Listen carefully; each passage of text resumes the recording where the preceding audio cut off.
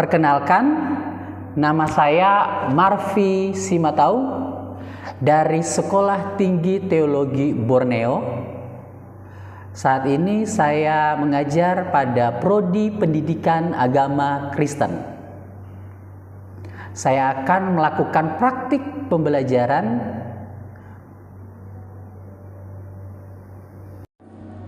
hari ini. Kita akan masuk dengan mata kuliah praktek pembelajaran agama Kristen. Kita dengan tema hari ini yaitu perencanaan pembelajaran. Dengan tema rencana pembelajaran hari ini, kita melihat pasti mempunyai tujuan dalam tema ini. Dengan tema rencana pembelajaran, tujuan dari rencana pembelajaran adalah untuk menciptakan proses kegiatan pembelajaran yang efektif dalam meningkatkan minat belajar siswa supaya mencapai tujuan pembelajaran yang diharapkan. Jadi ini merupakan tujuan dari tema pembelajaran hari ini. Yang kedua, selain tujuan ada juga kegunaan. Kegunaan dalam merencanakan pembelajaran adalah untuk dapat memberikan petunjuk dan langkah-langkah kegiatan pembelajaran agar tercapainya efektivitas pembelajaran dengan baik. Jadi ada tujuan dari tema pembelajaran kita hari ini untuk menciptakan pembelajaran efektif dengan adanya perencanaan. Yang kedua, dari perencanaan itu juga kegunaannya adalah untuk mendapat petunjuk atau langkah-langkah kegiatan bagaimana merencanakan pembelajaran. Jadi itu tujuan, tema, dan kegunaan tema dari rencana pembelajaran. Kita lihat dengan dasar Alkitab. Yeremia 29 ayat 11 berkata, "Sebab aku ini mengetahui rancangan-rancangan apa yang ada padaku mengenai kamu, demikianlah firman Tuhan, yaitu rancangan damai sejahtera, bukan rancangan kecelakaan, untuk memberikan kepadamu hari depan yang penuh dengan harapan." Inilah dasar Alkitab sebagai bahan kajian untuk tema rencana pembelajaran hari ini. Jadi dengan dasar ini perencanaan perlu adanya suatu rancangan yang baik berdasarkan firman Tuhan. Yeremia 29 ayat 11 berkata demikian. Jadi kalau kita melihat sudah dasar firman Tuhan, kita akan melihat mulai dari pengertian. Menurut Guthrie bahwa mengatakan rencana pembelajaran adalah suatu proses yang merumuskan dan menentukan tujuan pembelajaran, strategi, teknik, dan media agar tujuan pembelajaran umum tercapai. Jadi itu pengertian dari rencana pembelajaran. Kita lihat lagi dari mata kuliah praktik pembelajaran secara umum, pelaksanaan kegiatan pembelajaran mulai dari perencanaan. Jadi untuk kita masuk dalam praktik harus adanya perencanaan dulu, sehingga evaluasi dengan tujuan untuk mencapai pembelajaran telah ditetapkan. Tanpa perencanaan pasti tidak bisa berjalan dengan baik. Perencanaan pembelajaran berasal dari kata rencana yang berarti mengambil keputusan untuk mencapai tujuan. Mengatakan bahwa perencanaan itu pada dasarnya suatu proses dan cara berpikir yang dapat membantu menciptakan hasil yang diharapkan. Dan juga definisi pembelajaran adalah suatu proses interaksi yang dilakukan serta didik dengan didikan menghasilkan perubahan yang baik. Jadi pembelajaran ini dapat dikatakan bahwa suatu interaksi yang dapat dilakukan.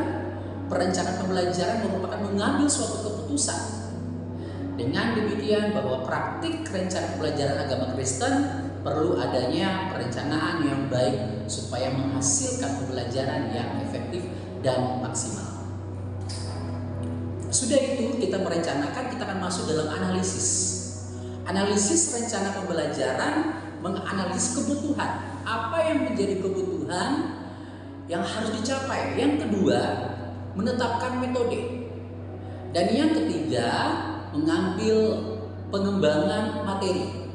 Yang keempat, menyusun rencana pelaksanaan pembelajaran melalui RPP. Yang kelima, mengadakan evaluasi dan penilaian. Yang keenam, revisi dan perbaikan, sudah dievaluasi adanya revisi dan perbaikan untuk perkembangan berkelanjutan. Ini disebut dengan analisis. Setelah kita membuat analisis, di sini juga ada namanya suatu prosedur pembelajaran. Saya menetapkan ada 5 poin prosedur. Yang pertama, menetapkan tujuan pembelajaran, menganalisis kebutuhan pembelajaran, mengembangkan materi pembelajaran, memilih metode pembelajaran, dan yang terakhir mengembangkan evaluasi pembelajaran dengan baik. Langkah-langkah persiapan materi pembelajaran. Yang pertama, ada langkah-langkah yang harus ditempuh untuk mencapai suatu perencanaan yang baik menjadi sebagai seorang guru agama Kristen. Yang pertama, langkah utama adalah berdoa, membaca Alkitab sesuai dengan bahan ajar. Yang kedua, membuat rencana pelaksanaan pembelajaran, yaitu biasa disebut dengan RPP. Yang ketiga, materi harus relevan, aktual, bermakna, sesuai dengan tingkatan perkembangan siswa. Yang keempat, fokus kepada materi, esensi untuk membangun kompetensi siswa. Dan yang terakhir, mengukur kemampuan daya ingat siswa. Jadi ini adalah langkah-langkah persiapan tahapan dalam mempersiapkan materi pembelajaran. Dalam mempersiapkan materi pembelajaran, pasti kita mempersiapkan salah satunya adalah memilih media dan sumber belajar. Dalam memilih media yang akan kita pakai dalam suatu pembelajaran, bisa menggunakan media visual atau secara gambar, ada papan tulis, ada juga foto atau poster, diagram atau peta, dan infografis atau komik, dan brosur, majalah, serta koran yang untuk dalam dunia pendidikan. Yang berikutnya ada media digital, teknologi informasi, komputer atau laptop atau media audiovisual, media pembelajaran YouTube atau animasi yang lain, film dokumenter pendidikan, atau slide presentasi dengan menggunakan suara agar mudah menarik menggunakan media yang dipakai. Sesudah kita memilih media, pasti meningkatkan daya lihat siswa atau audiovisual, lebih merangsang siswa untuk dapat melihat dengan baik apa yang kita ajarkan. Sesudah kita memilih media, pasti dalam perencanaan kita memilih model perencanaan pembelajaran. Dalam memilih model, pasti kita melihat identifikasi kebutuhan pembelajaran. Yang kedua, melakukan analisis pembelajaran. Yang ketiga, menganalisis tingkah laku pada siswa atau karakter siswa. Yang keempat, menetapkan tujuan pembelajaran khusus dan menyusun tes acuan sebagai patokan perkembangan dalam membuat model pembelajaran. Dalam pembelajaran ada berbagai macam model. Yang pertama, ada model pembelajaran berbasis proyek. Dan yang kedua, ada model pembelajaran berbasis masalah. Dan berikutnya ada model pembelajaran kontekstual. Dan berikutnya ada model pembelajaran berdasarkan kemampuan dengan situasi dan kondisi oleh guru melihat keadaan. Jadi biar dapat dipakai menggunakan apa saja tergantung metode apa yang dapat dipakai. Berikutnya kita lihat sekarang sudah model, sekarang guru bisa dapat menggunakan metode. Dalam metode pembelajaran adalah suatu pelaksanaan bagaimana sebagai seorang guru menggunakan menyampaikan materi tersebut pelajaran supaya mudah dipahami dengan menggunakan metode atau tugas yang dapat dikerjakan oleh siswa. Jadi ada macam-macam metode yang bisa dapat digunakan oleh guru dalam menyampaikan pelajaran dalam mempersiapkan materi. Yang pertama, metode pembelajaran konvensional atau disebut dengan ceramah, metode pembelajaran diskusi, metode pembelajaran tanya jawab, atau juga metode pembelajaran demonstrasi. Jadi berbagai macam metode pembelajaran itu dapat dipakai dalam menyampaikan kegiatan pembelajaran. Dalam menyusun kegiatan pembelajaran, pasti kita mempersiapkan langkah-langkah yang sudah tadi kita buat. Sudah siapkan metode, langkah-langkah, kita akan membuat suatu RPP, pelaksanaan pembelajaran, menyusun langkah-langkah pembelajaran yang baik. Pertama, sebagai seorang guru agama dalam merencanakan berdoa dan membaca Alkitab berulang-ulang supaya dapat memahami apa persiapan yang akan diajar untuk kedepannya. Yang kedua, membuat RPP dengan baik. Dan yang ketiga, memilih model pembelajaran yang sesuai, menyusun setiap tugas yang akan dikerjakan di kelas, dan yang terakhir membuat kesimpulan dan umpan balik. Pastikan siswa dapat mengerti apa yang kita ajarkan.